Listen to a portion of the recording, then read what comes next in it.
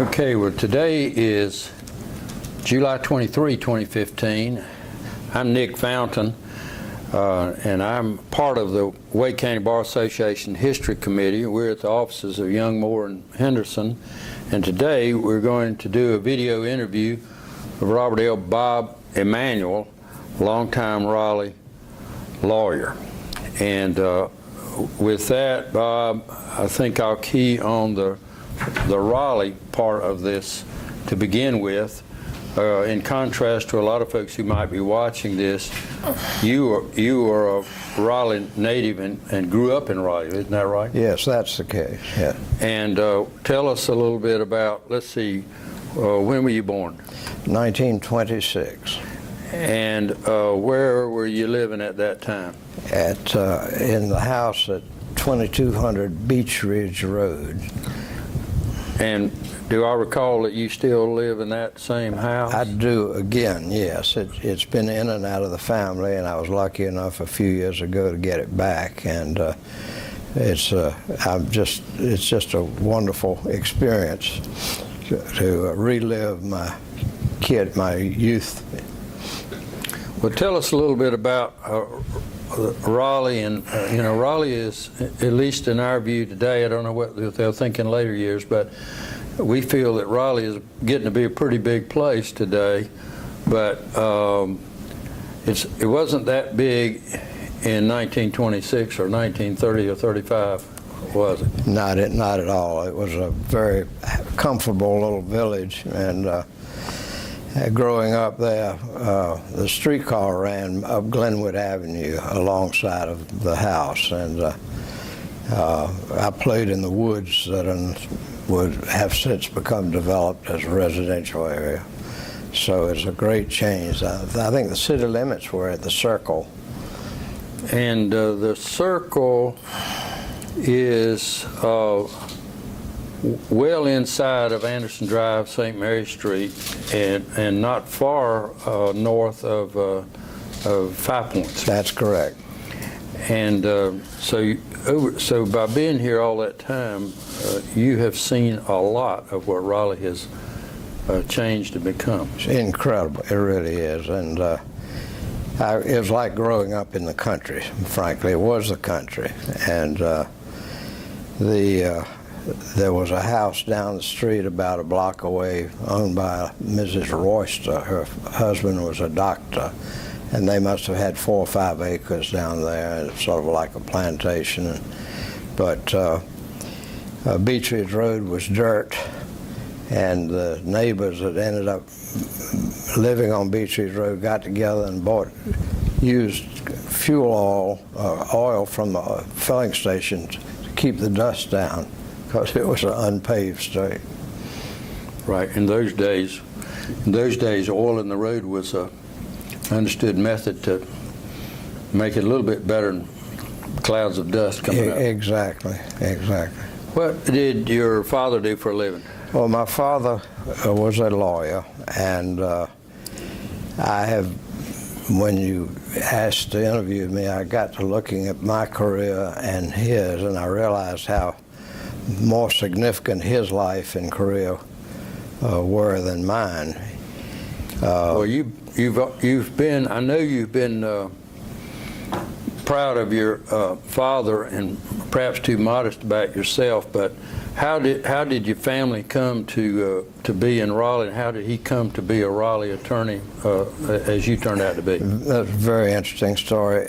My father was actually born in England, and his family, he was one of the oldest of 4 or 5 children, and they moved to this country, to the United States.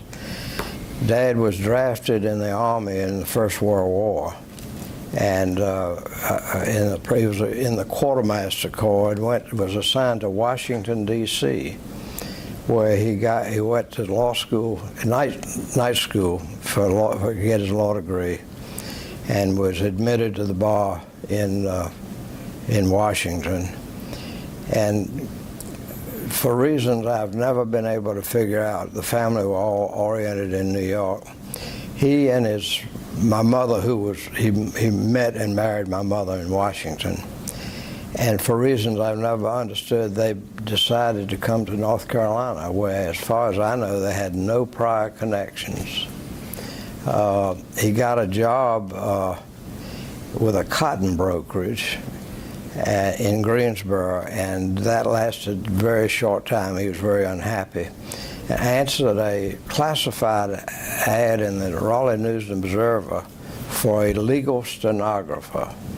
And it was, he responded to it. Mr. James H. Pugh was the sponsor of that article, and he came, and Mr. Pugh was a prominent lawyer and very successful, and had a growing business. And about that time, his wife in Smithfield died, and he turned the office over to my father, a strange young man from Brooklyn. And when he got back a few weeks later, he was astounded how neat and orderly there was. So my father got a job as a legal stenographer, and Mr. Pugh's his son, James H. Pugh Jr., was still in the Army. And Mr. Pugh had a lot of legal work, so my father quickly migrated to helping with the legal work. And in the period of the first 8 to 10 years, my father handled cases in the North Carolina Supreme Court, 6 or 8 or 10 of them, and so he matured very quickly. He had the discipline and drive to do what I'm not sure I ever had, but that's how we got here. And Mr. Pugh was developing, had his hands in all sorts of things. He was developing a subdivision on the outskirts of Raleigh, which he named Hayes Barton, and adjoining Bloomsbury.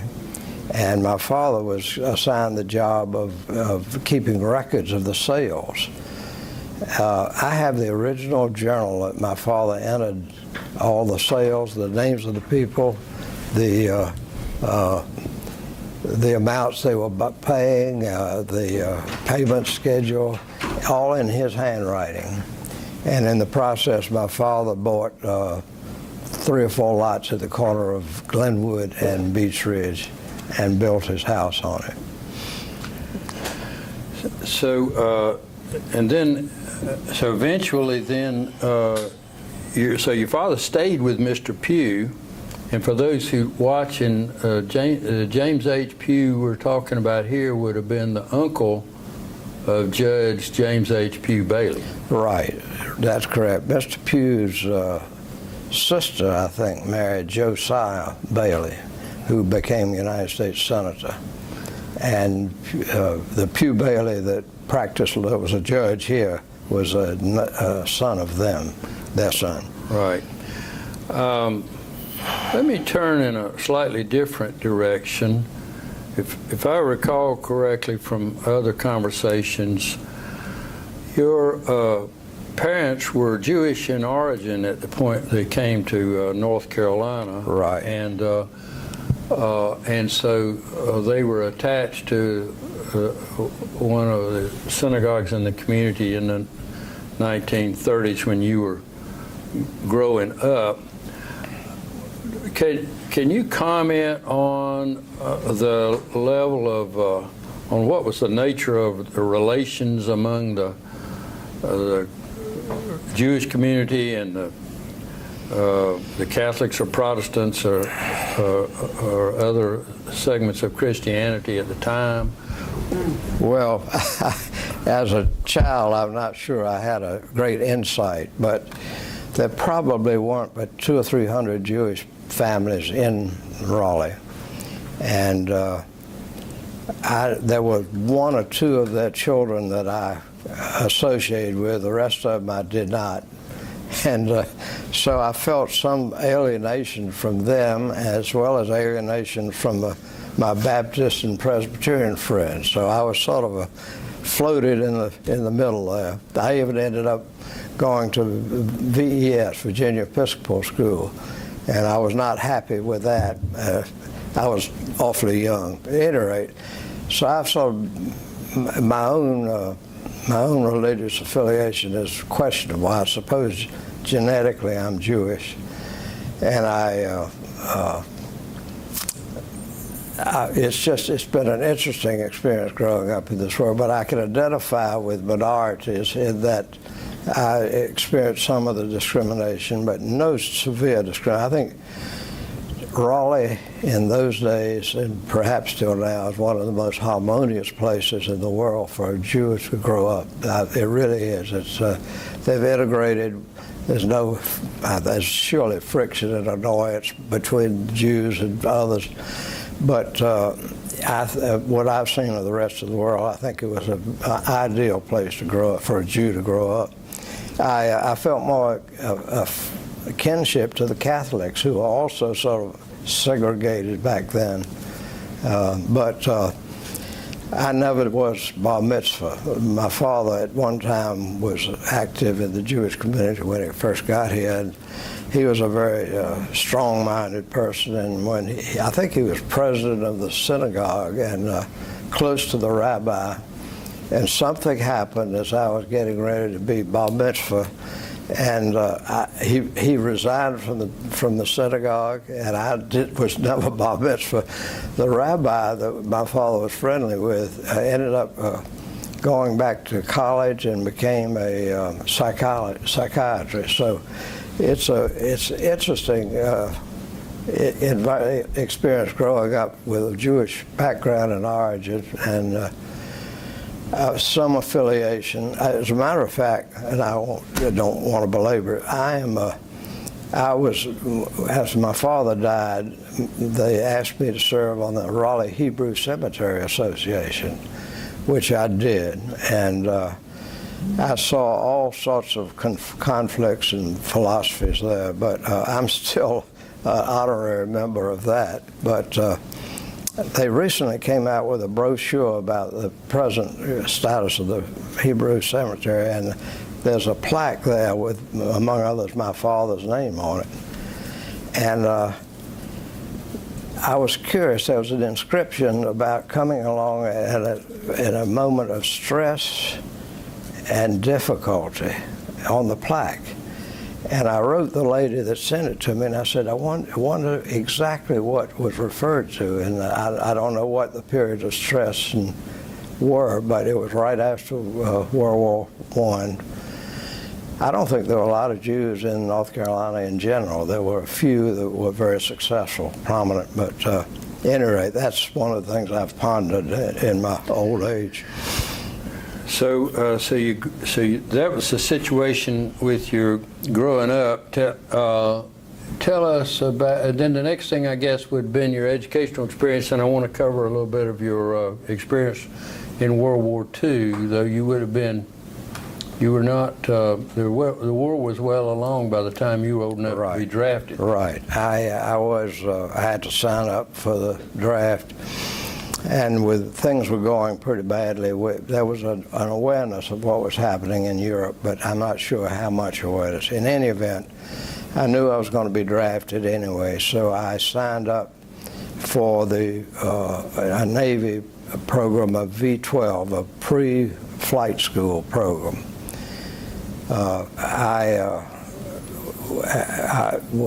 Before that, I had signed up as a freshman at Carolina. And in the middle of the year, my eligibility came for the inscription in the Navy.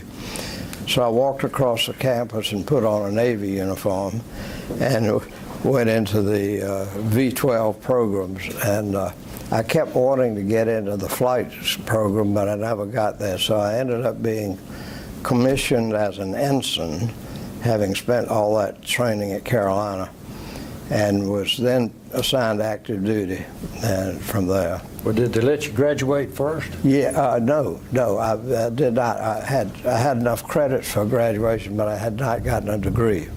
But I complied with all the V-12 requirements.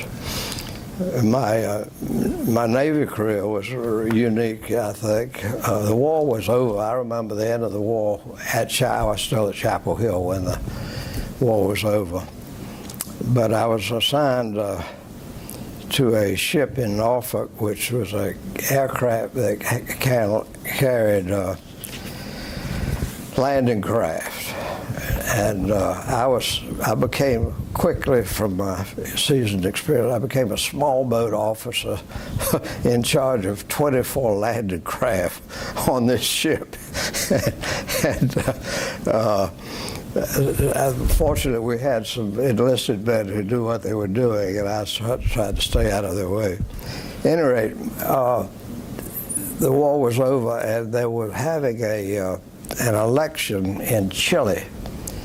And the president sent a task force down from here to try to influence the Chilean election, and Argentina, which had been an enemy in World War II, sent its fleet into Chile at the same time. So Argentina had been on the side of Germany and Italy, as well as Japan during World War II. Right. And so there was a lot of concern about Argentina. A great deal. They were clearly aligned with Germany. How active they were, I don't know, but they were an enemy. So there was some tension there. So Truman sent a task force down there to try to exert our influence in the Chilean election. My ship, having 24 landing craft, was really nothing but a cargo ship. And they sent us into Valparaiso before the task force got there. And we were tied up in Valparaiso, and in came the flagship of the Argentine ship. And there was panic, and we didn't know what to do. And our captain got instructions from Washington that he had to send a delegate over to pay a courtesy call on the Argentine flagship. And there were 3 ensigns on board, of which I was the youngest. I think I was 19 years old at the time. So they put me in a launch to go across the bay to make this courtesy call on the Argentine flagship. And I was scared to death. I had no instructions whatever. I just had on a uniform. I had a Spanish-English dictionary and tried to figure out what I was going to say. And scared to death, I walked up the gangplank for the battleship, and there was a flags flying and a big Navy band there, and an admiral and a captain, and before I could say a word, I heard this, "Welcome aboard," in English. And so I was escorted to the junior officer's wardroom and for a drink of scotch at 11 o'clock in the morning. And I was relieved from that point on. But it was an interesting experience, to say the least. Being sent over there is potentially the most expendable officer on board. No question about it. And I think it was a form of affront to the Argentine Navy, so young, inexperienced guy. At any rate, it worked out. We ended up going ashore with some of the Argentine sailors the next few weeks, but it was quite an experience. So did you end up having to go back to Carolina and get finished, or did you go, at some point here, you must have gone on to law school? Yes, what happened after I had 30 days leave when I ended up in Washington in the Bureau of Naval Personnel when I got back from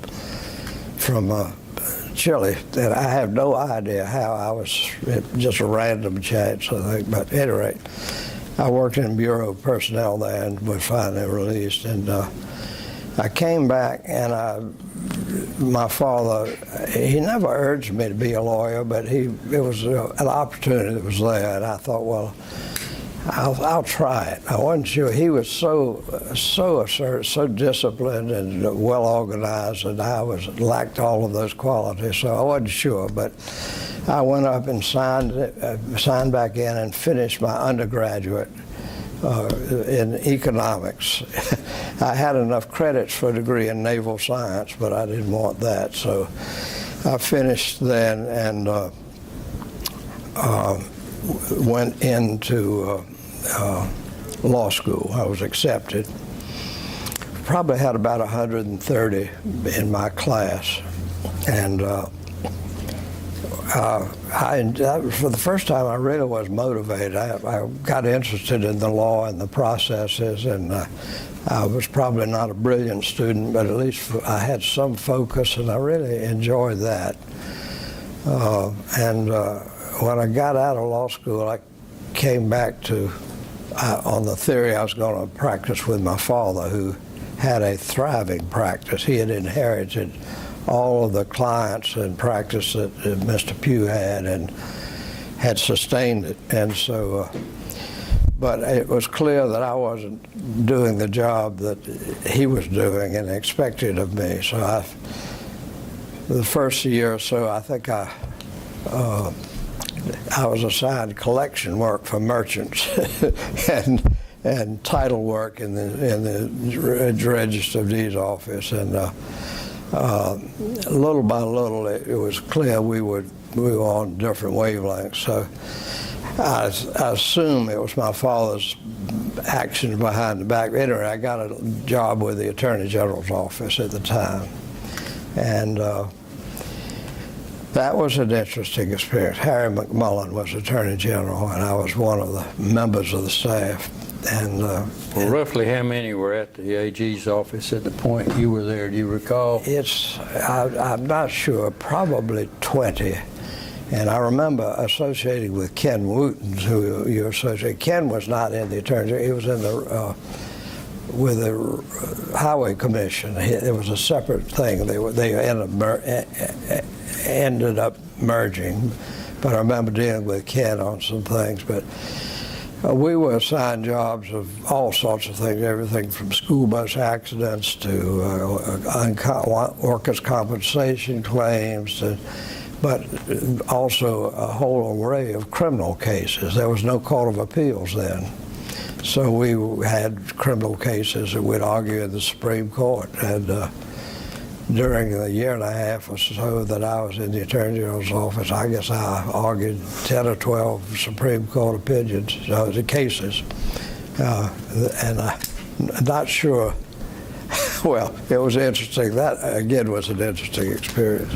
But it was a great way to get experience. It was, indeed. And if it was your father's idea to go and get you seasoned over there, it may not have been a bad idea. He never told me his idea, but I suspect that he nudged me in there.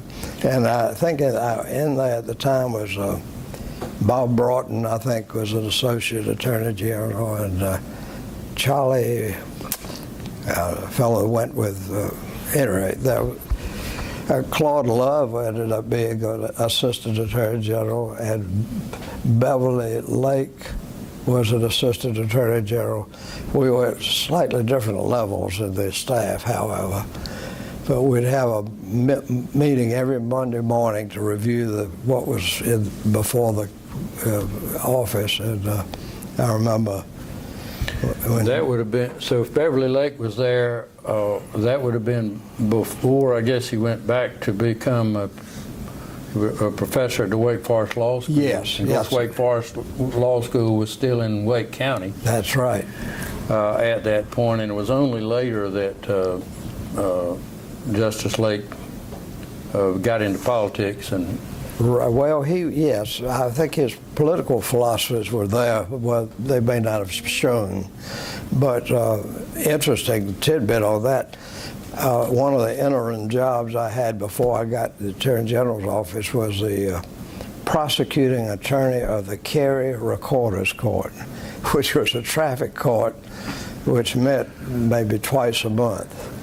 And I learned as much about practicing law there with Harvey Jones and some of the old roughneck lawyers as I did in the Attorney General's office. At any rate, one case I had was some colored family claimed that a traveling salesman had come up and tried to seduce one of the children in the yard. And the magistrate indicted the salesman, and he happened to have been from Wake Forest. And who should come up to defend him but Beverly Lake? So I was in the Cary Recorder's Court prosecuting a case against a traveling salesman, and it was defended by Beverly Lake. The case was interesting that by a distinguished judge who was, I think, a plumber or a newspaper delivery man, convicted him, and they appealed the case, and the Superior Court immediately threw it out. But anyway, these are interesting experiences as a kid. So it was not to be assumed that the judge in a Cary Recorder's Court was going to be a lawyer. They were not. And I remember frequently lawyers would come in and object to something, and a couple of times I'd say, Judge, I think he's right.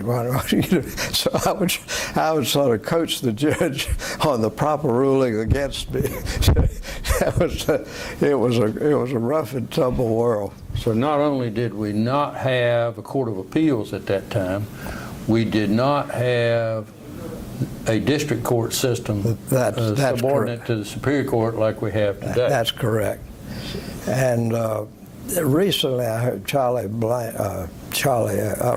McMillan made some comments about the terrible recorder's court system, and without necessarily disagreeing with him, I called him and reminded him that George Mason was judge in one of the recorder's courts, and so there was not totally devoid of talent and integrity, but it was a rough and tumble system, and I would welcome the consolidation. Well, there were differences in jurisdiction from jurisdictional limits from one county to another, Right. even from one city to another. Right. And Raleigh had a city court, Right.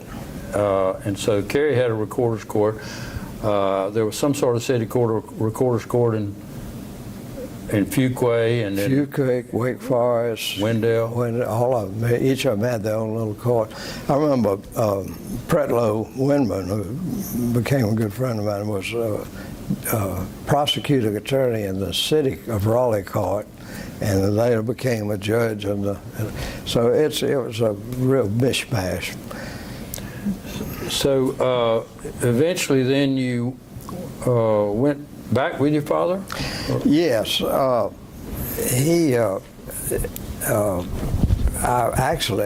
went all over the state trying to get a job with another law firm. And in those days, as is now, there were not a lot of opportunities available. So I went back, and my father said, well, if you want to use this office, you could use the library and the desk and all that, and you get some business that you need some help, you can hire me to help you. Otherwise, I'll give you a few things that you can help me. So we shared the offices, and it was a very interesting, stressful, but I deserved it. I mean, we were so different in so many ways, but I'm awed to this day of his discipline. But what sort of clients did he have and you have at that point? all right, he represented Prudential Life, Metropolitan Life,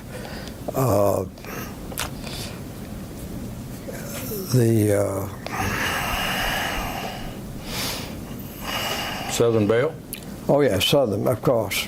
Southern Bell was, there were a whole slew of those clients with whom I had no contact. He was very strict about the quality of work he was going to produce. But we had a firm name. We shared both names and the address, but that was about all. And then once in a while, I would get something that my clients were Ben Boss Jewelry Company to collect bad debt, jewelry collection, and then I did some real estate work, just title work, and that's all. But, of course, there were no paralegals back then. That's right. And we were paralegals, actually. The practical matter, the lawyer, in some instances, was doing all the work for a paralegal. That's right. That's right. And title insurance was rare. at the time? Yes, I think it existed, but I'm not sure it was an extensive factor in the real estate work. But I learned to look at the records. Right. So you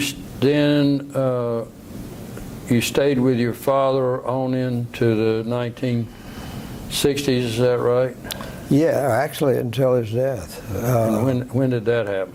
1968, I think it was. And so you then took over that practice? Well, or what happened? He had an extensive practice, and I had limited, very little, if any, experience with it. But the companies like MetLife and Prudential and so forth associated the name and the address, and so they started sending me stuff. And I really scrambled. But his records and files were so meticulous. A fair amount of the work was what's known as interpleader, where life companies would have claims, conflicting claims on death benefits, and they were having, as a matter of fact, one of my early experiences, they would have people from all over the country claiming the same funds, and they would pay the interpleader procedures in federal court. They'd pay the funds into the court and sue to bring all the claimants in and let them assert their claims against the funds. And then the insurance companies would be relieved of any further responsibility. So this is an interesting story, one of my early experiences in that, and this was before I went to the Attorney General's office, I think. My father had decided to go to the coronation in England, and he was out of the country.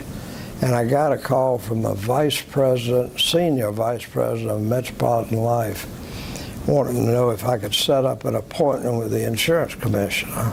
And I said, well, I'll certainly try. And Ed Linnell was insurance commissioner, so they were very amenable. So this very distinguished, elegant lawyer came in from New York, and I introduced him. I took him. We walked up Fayetteville Street to the Ed Linnell's office. And the problem then for the insurance companies were that there was no one jurisdiction. They could be sued in 4 or 5 different states simultaneously. They wanted to consolidate it, and they were sponsoring a bill in Congress to let them select just one thing that would immunize them from exposure. But at any rate, this gentleman came in, and we walked out very, very successful. Mr. Linnell was very amenable and agreed to suspend anything until the Congress passed this law. And I thought, well, maybe I can't practice law. We were walking back down the street, and who should come along but R. Hunt Parker, Chief Justice of the North Carolina Supreme Court. And I delighted in introducing the Chief Justice to this gentleman, and we were standing in front of the insurance building.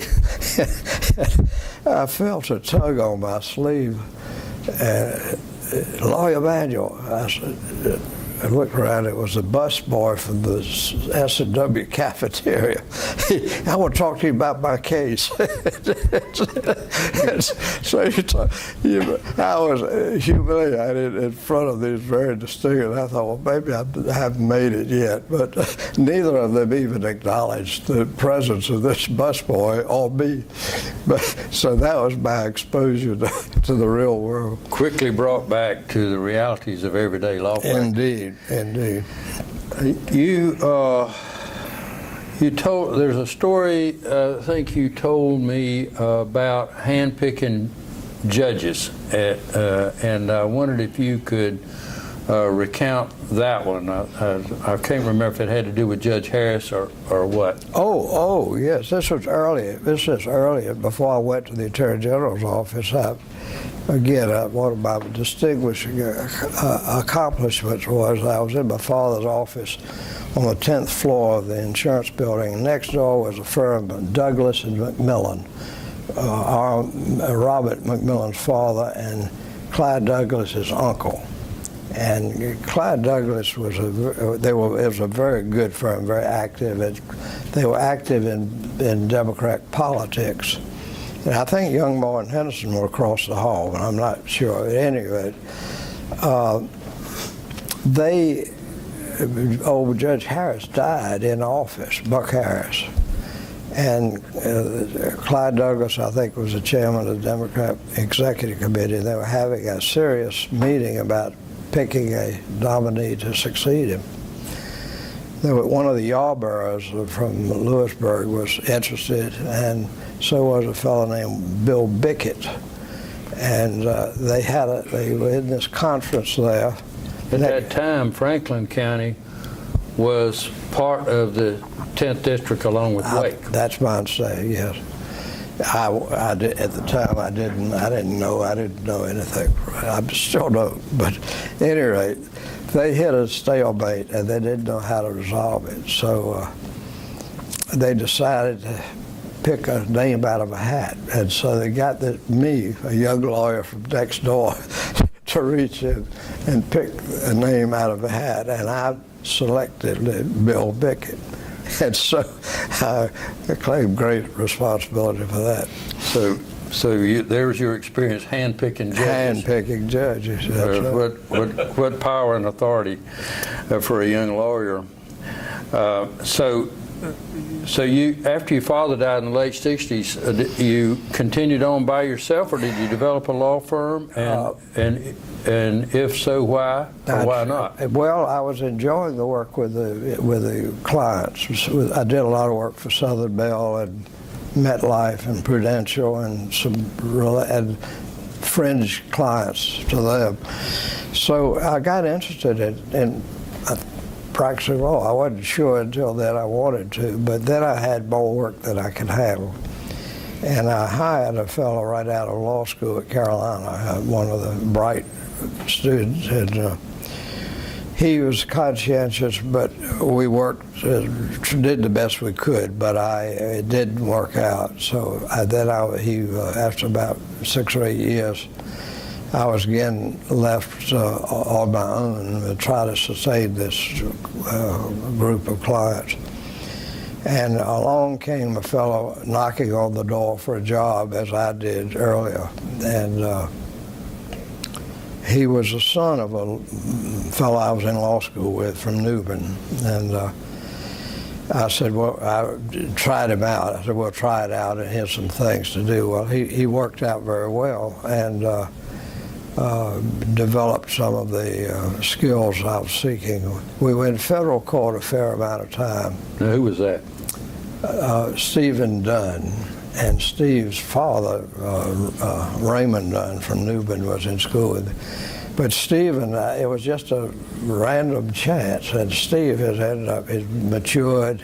I hope, he's much more the lawyer than I ever was, but very conscientious, very charismatic. But over the years, we maintained some of these same client contacts, but the nature of the practice changed. They started, in all fairness, I think some of the firms in the larger cities had overcharged the insurance companies, frankly. And they decided they were going to start doing more work in-house. So they hired some bright kids out of law school, and that may or may not have helped them, because the bright kids out of law school don't necessarily know how to practice law. So at any rate, but the nature of the practice we had disintegrated along the way in that sense. We continued to do a lot of work for Southern Bell, and Steve established good relationships with all of the clients. And what advice would you give to a young lawyer starting out, or and what would you do different if you had another chance to go back and do it again? You know, those are big questions. The practice has changed so much since I started out, and what I went through is I didn't have the drive and the discipline, and I finally ended up motivated. along the way, I got involved with a proxy fight for control of a company that had all the board members were prominent, wealthy people, and I decided I better focus on what I was doing. A wonderful experience, really was, and so I blundered into all sorts of. Another good client was a couple of guys were trying to set up an advertising agency, and they saw my performance in this proxy fights, and I ended up being involved with that with McKinney and Silva throughout its existence. So I had once I had the goals in front of me, and the motivation and the relationship with the clients, I think I got reasonably competent. But well, there wasn't any doubt about that. At any rate, what advice for the present kids? I don't know, because the practice has changed so dramatically. I do think maybe the same things that finally motivated me would motivate them to get a good relationship with in an interesting environment, and then you're motivated to do your job. You asked me once before about the judicial selection, and I have real problems with that. Somewhere along the way I was appointed chairman of the Bar Judicial Selection Committee. I don't know how that came about, but we had a diverse group of people on that committee, never able to agree that those of us who are strongly motivated to have political affiliates promoted to the bench, and those who had some theoretical adherence to integrity and just detachment. And I think those issues prevail to this day. I don't know how to deal with it. I think at one time Virginia selected their judges by the legislature. Well, that of course was not free from political influence. Back when I was first practicing, I think the state was overwhelmingly Democrat, but it was there were all sorts of shades and variations of Democrats. There were conservative Democrats and moderate Democrats and liberal Democrats, and so the process sort of transcended those differences. I don't know what solution there is. I don't think elections in and of themselves are a good answer.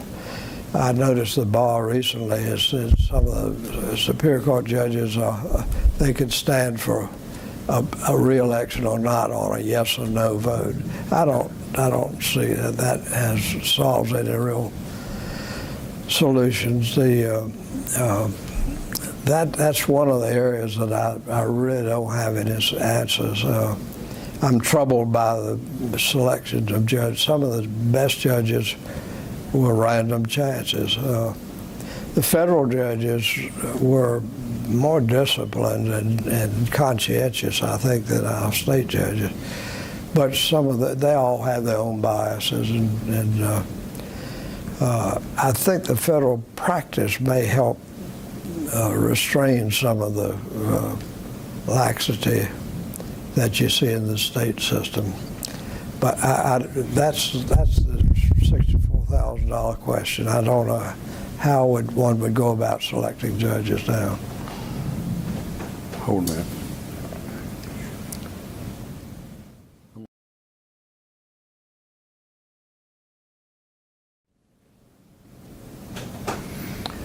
There were just a couple of things that I thought maybe we ought to talk about as I look back at my notes here that maybe we haven't talked about.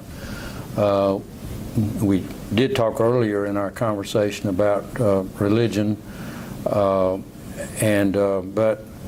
another thing that we've made a lot of progress, but maybe not enough, was in race relations.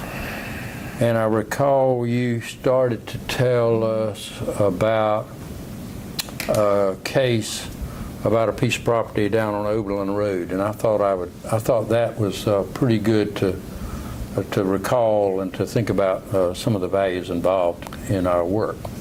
Right. Well, as most people know, Oberlin was a slave village. They were a village of freed Negroes right after the war. And but the road extending from it became developed and built on by very wealthy people. And Mr. Eddie Edgerton was one of them who built his palatial mansion there. And that's the property that's across the street from the White Memorial Presbyterian Church today. That's right. And that church property, if I'm not mistaken, was given by Mr. Edgerton's. They offered it, I understand the legend is they offered to name it after him, and he declined it. And he was, at any rate, it was the nice end of Oberlin Road. But one day he asked, my father did some work. He was one of the many attractive clients my father had, but he asked my father one time to help him with a case, to handle a case for a black family whose house was right up on this Oberlin Road, a few blocks away from Mr. Edgerton. That the neighbor had built a 6-foot fence right on the line to shield off the view of this little house. And Dad agreed to represent him and brought an action to force the removal of the fence as a spite fence. And the guy who owned the adjoining property was, I think, an official with the state. And so it got a lot of publicity. I think it was all over the front page of the News Observer. But Dad represented some of those colored families, and we were always, in my family, always sensitive to that situation. And growing up, I went to a colored barber shop for my hair, and I used to be active in Red Cross swimming programs in summers, and I would go into the colored swimming pool where no other white people did, and I thought I was being a good citizen. That's not to say that I sympathized with a lot of things I did. At any rate, I think there was a fairly, as with the Jews, I think there was a fairly harmonious relationship between the blacks and the whites. Maybe they suffered what they should have, but it was not as hostile and antagonistic as it is now. And I think it's moved in the wrong direction. I regarded myself in the 50s as a liberal, and now I'm probably an arch reactionary bigot. I don't know what I am, but I'm really disturbed by the friction that occurs, and I think was avoidable. I think if we liberals of that era had invested the time and effort in educating and acculturating the blacks, it would be a much more harmonious world rather than just deciding into antagonistic roles. Again, I didn't mean to get off on a political at all. Well, I think the perspective is good, and so I draw from that there